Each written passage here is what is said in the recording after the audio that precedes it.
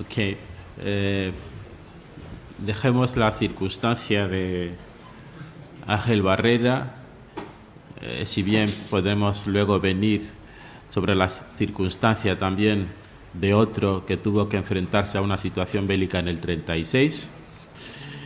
que fue el señor Sánchez. Demos la palabra a José Luis Viván con su ponencia Régimen colonial, identificación del indígena y teoría del delito en 1934. Lo mismo le pediré a José Luis que, pues mira, que intente reducir su ponencia en 20, 25 minutos, 30, tirando al máximo. Gracias. Vale, yo intentaré ajustarme al tiempo previsto. Como ya han hecho los que me han antecedido en la palabra, pues, y además que es usual en este tipo de intervenciones, pues empezaría agradeciendo mi participación, que esté yo aquí en el día de hoy compartiendo mi reflexión en un panel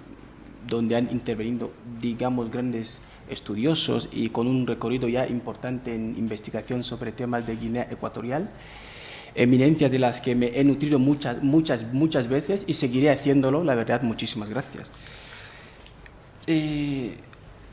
El tema de mi ponencia, bueno, parece un poco no muy concreto: régimen colonial, identificación del indígena y teoría del delito. 1934 es simplemente una referencia, porque el documento sobre el cual he levantado toda esta reflexión pues se emite en 1934.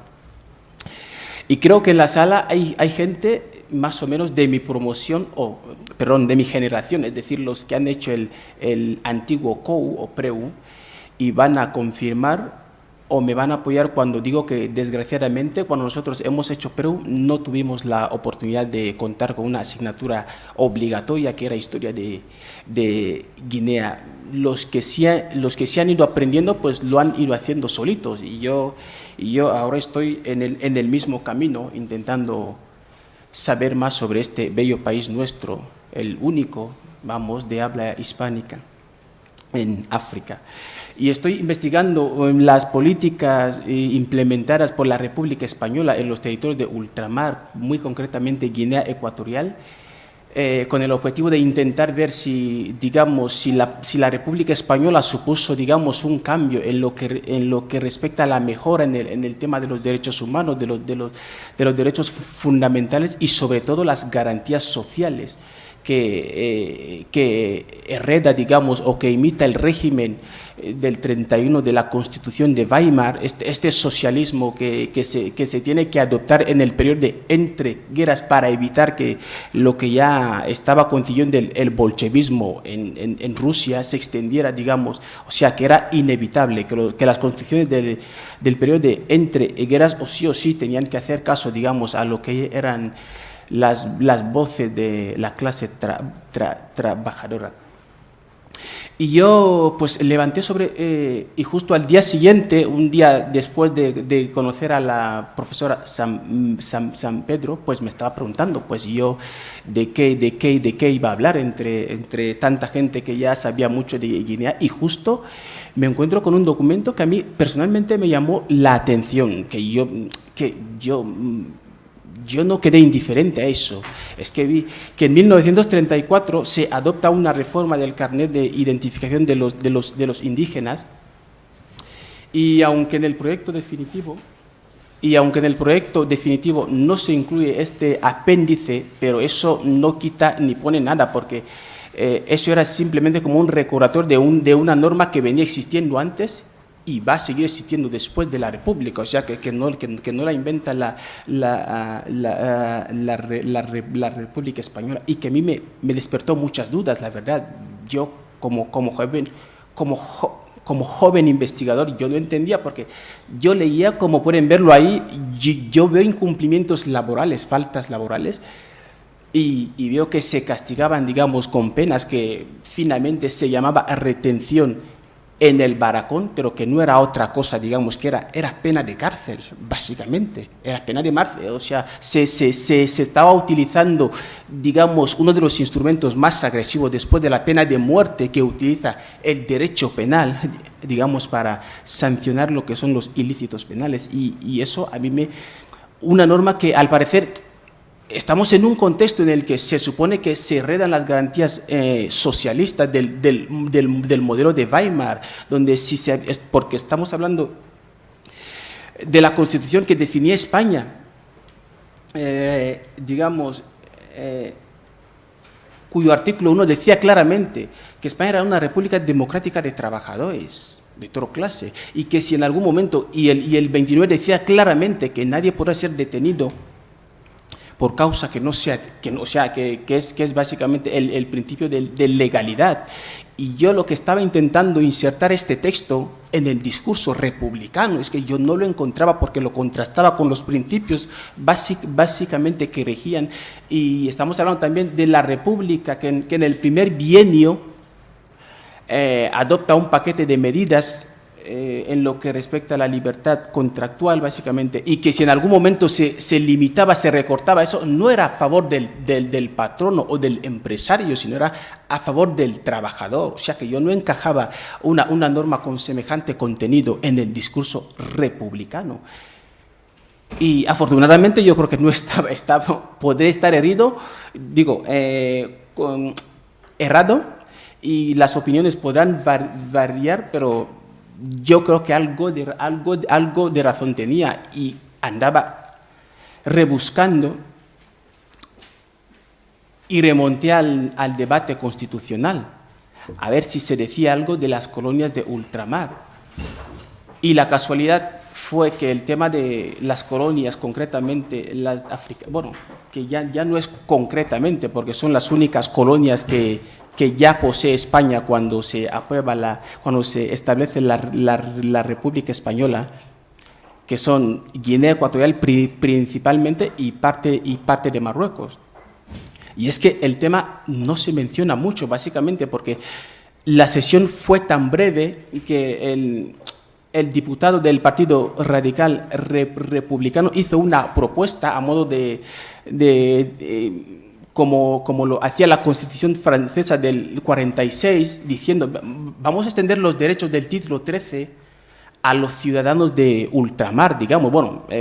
perdonen por la expresión,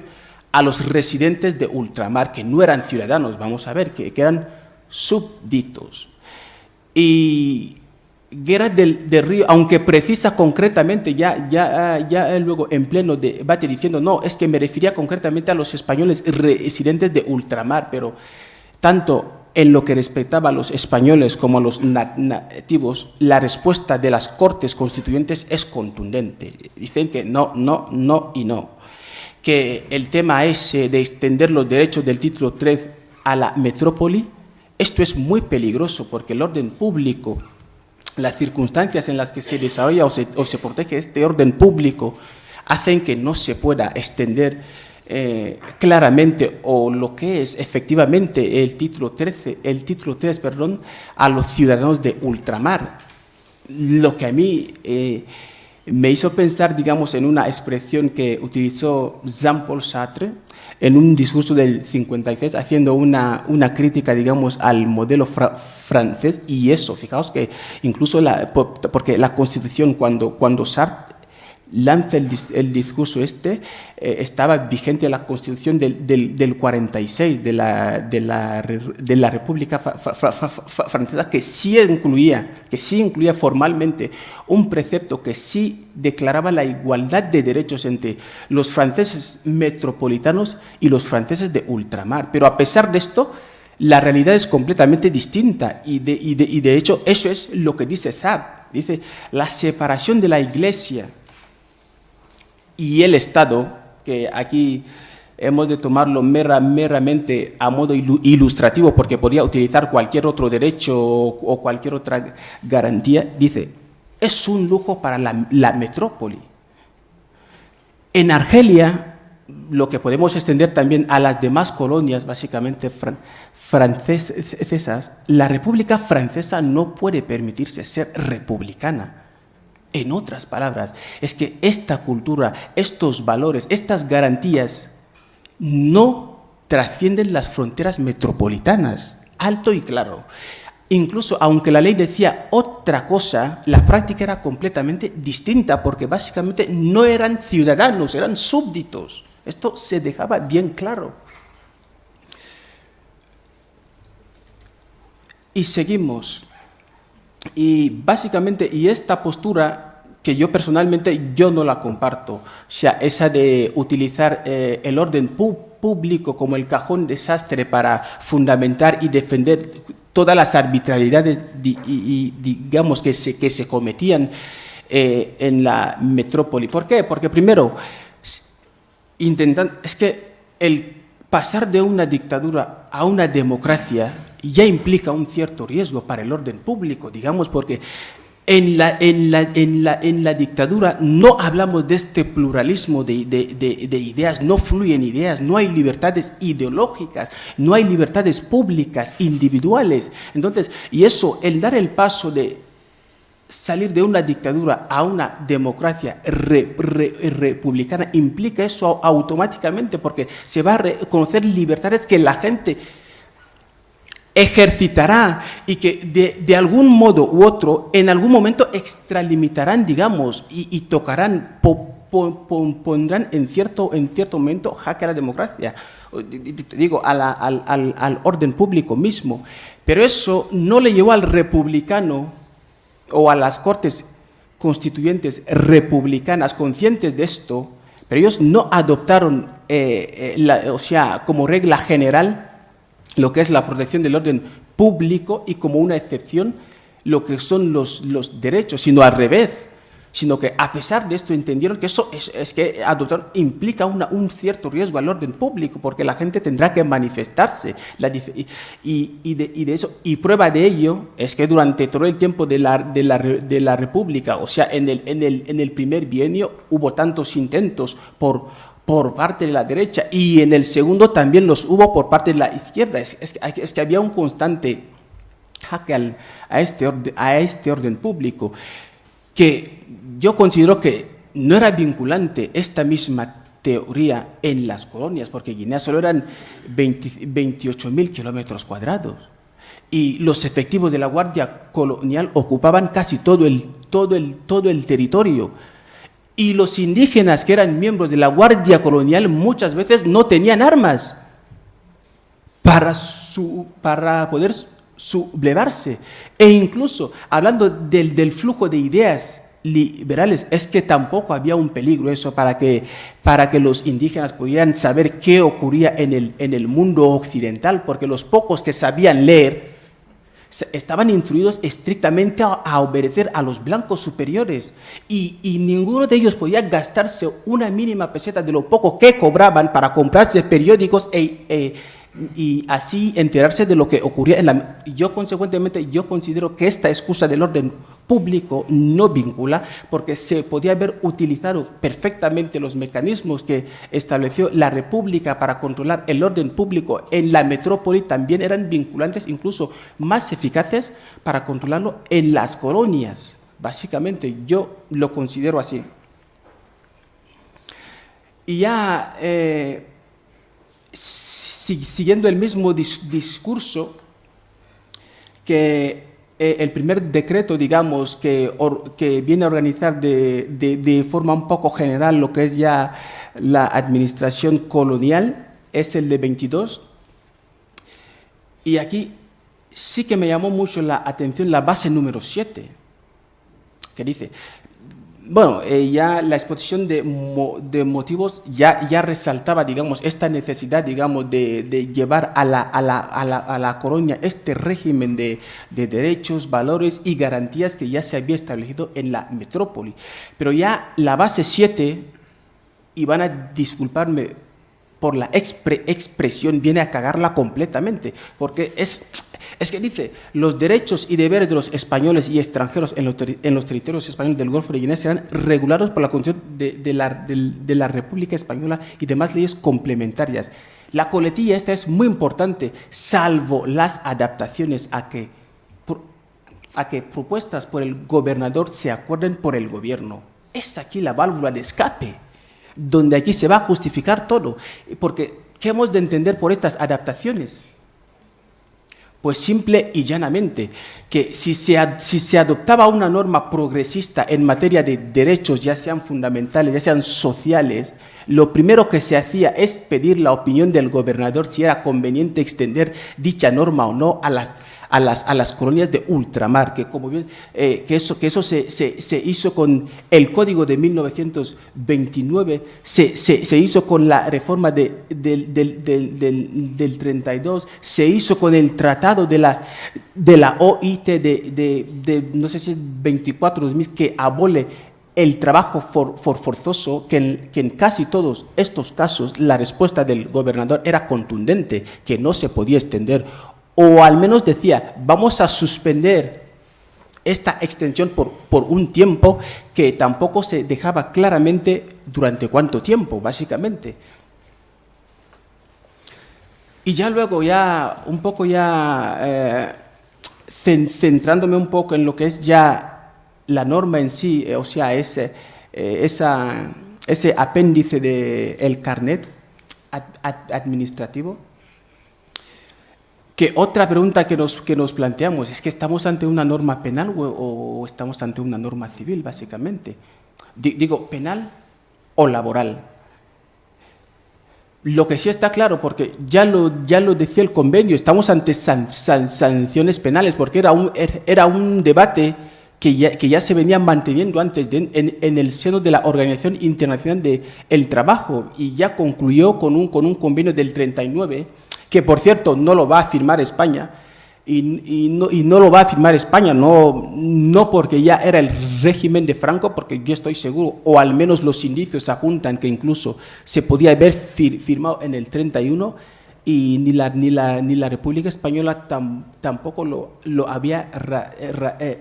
ratificado, por una simple lógica. Porque el que ya ha dicho claramente antes en el debate constituyente que no está de acuerdo a extender estos derechos, es que no va a aprobar un convenio así, que lo que está intentando hacer es extender esos derechos a la metrópoli. Pero sí también debo recalcar que es importante que los convenios, digamos, que como bien sabemos, en el periodo que va del 19, por lo menos, o hasta el estallido de la Segunda Guerra Mundial, digamos, el organismo internacional preocupado sobre todo por los derechos de los indígenas es la OIT, que va a emitir muchas normas, pero que yo personalmente considero que no son muy eficaces tampoco. Y remito otra vez a los indicios, básicamente, que las potencias que controlaban la edición pues eran las potencias colonizadoras, básicamente. Y además también que tampoco había unas declaraciones contundentes, sino siempre eran indeterminadas. O sea,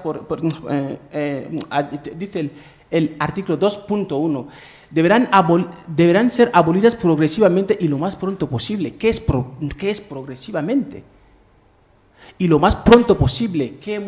¿cuál es el lapso de tiempo que entendemos nosotros así como progresivamente? Que cada Estado interpretaba arbitrariamente. Unos podían entender progresivamente como 5 años, otros como 20, otros como 30, es que no había un lapso establecido, básicamente. Y además, que la mayor parte de estos tratados eran dispositivos, es decir, que se aplicaba a aquel Estado que ratificaba el tratado, y además, y habiéndolo ratificado, había una coletilla que le permitía poder hacer una declaración anexa diciendo qué territorios de ultramar quería que se aplicaran estos tratados. En fin, que había siempre una válvula de escape para poder permitir el régimen de las arbitrariedades e incongruencias que sí se aplicaban en las colonias de ultramar. Vuelvo a lo mismo, hemos visto ya que el régimen colonial ya distingue claramente entre metrópoli y las colonias. O sea, lo mucho que queramos decir, ya sea formal, pero la realidad fáctica era que había una distinción clara y que los derechos de la metrópoli no habría que extenderlos a las colonias. Pero además la norma, yo personalmente, porque cuando la leí y fui investigando un poco, yo la considero verdaderamente un atropello a lo que es toda la doctrina jurídica, básicamente, personalmente. Es una opinión mía. Habrán opiniones en sentido contrario y las respeto, porque primero es una confusión, es como una mezcolanza, como ya decía Santi Romano, que el derecho colonial era como una mezcolanza donde se adoptaba instituciones de distintas ramas del derecho confusamente y sin ninguna congruencia, siempre y cuando que sirvieran para conseguir el objetivo marcado, porque aquí estamos ante incumplimiento laboral, pero aplicando, digamos, sanciones penales, cosa que destruye, digamos, lo que es el primer filtro, porque el derecho penal es proporcionalidad, básicamente, es proporcionalidad, ya sea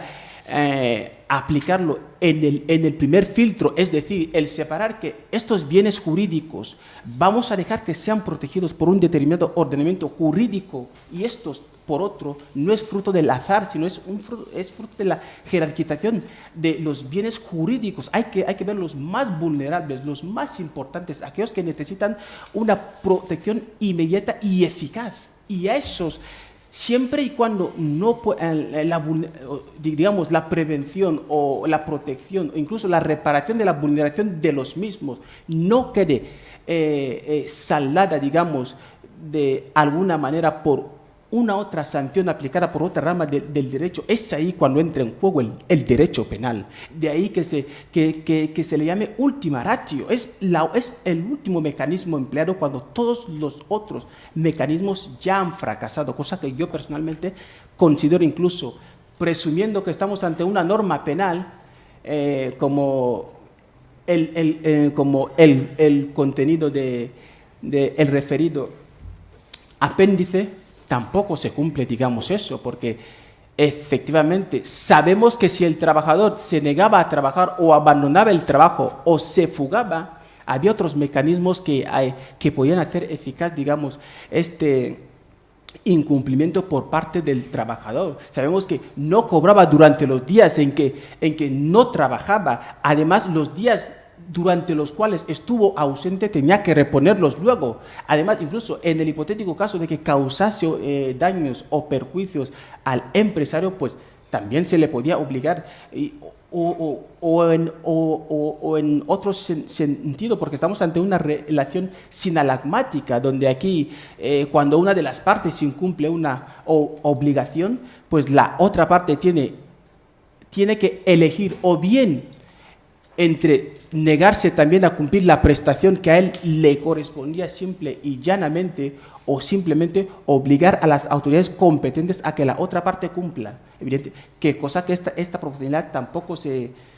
respeta aquí. Y ya el segundo filtro sería, digamos, incluso, ya si admitimos que estamos ante una norma de derecho penal, que tampoco se respeta el segundo filtro, que es ya dentro del derecho penal, que también es proporcionalidad ad extra ad intra, es decir, que no es casualidad tampoco que un hurto menor se pueda castigar con una multa o con un arresto domiciliario o con un trabajo en beneficio de la comunidad, y que no se castigue con una pena de muerte, o que el asesinato sí se castigue con una pena de muerte y no se castigue con un arresto domiciliario. Es decir, si la agresión es mayor, si es más violenta, pues el derecho penal también utiliza la pena más violenta y más agresiva. Pero si la agresión es menor, no tenemos por qué utilizar, digamos, penas, digamos, como vuelvo a recalcar, que la pena de prisión, una vez eliminada, bueno, entre comillas, porque sí había casos excepcionales en que sí se podía recurrir a la pena de muerte, una vez que ya se eliminó con carácter general, aunque existió excepcional. La segunda pena más importante es la pena de cárcel. que es más agresiva, pudiendo llegar incluso, como ya lo han visto, incluso hasta 90 días. Y apuntando también que cosas que también venían a entrar en contradicción con una teoría que ya se defendía cuando se defendía que incluso la cárcel, peor, que la pena de cárcel no era suficientemente disuasoria para el indígena, porque se comentaba que incluso la cárcel, peor de todas, era como una mansión en comparación a las humildes chabolas donde vivían los indígenas. O sea, en fin, que estamos ante un régimen que dice una cosa y la contradice al mismo tiempo. Entonces, ¿por qué utilizamos aquí la pena de prisión si estamos conscientes de que no es eficaz o no es disuasoria en relación a los incumplimientos perpetrados por el indígena? Y ya básicamente ya voy concluyendo diciendo que lo que aquí he intentado hacer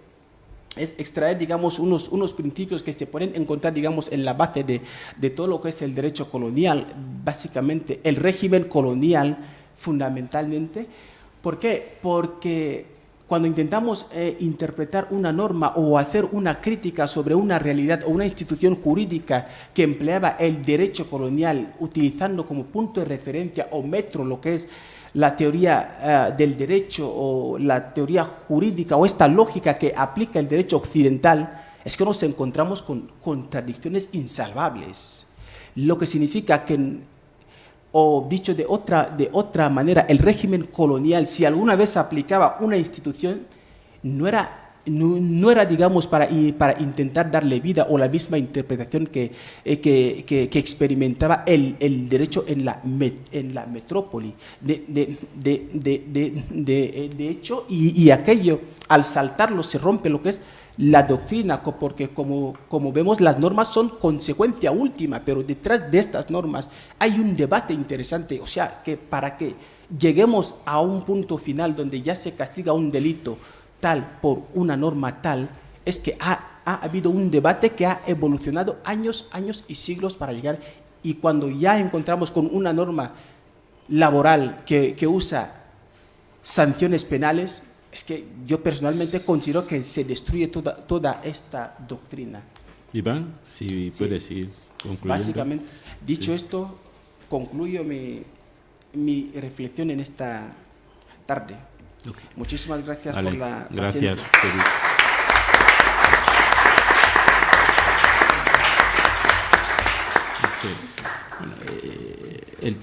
La cuestión planteada por José Luis, la constitucionalidad de las normas laborales coloniales, es un debate que puede durar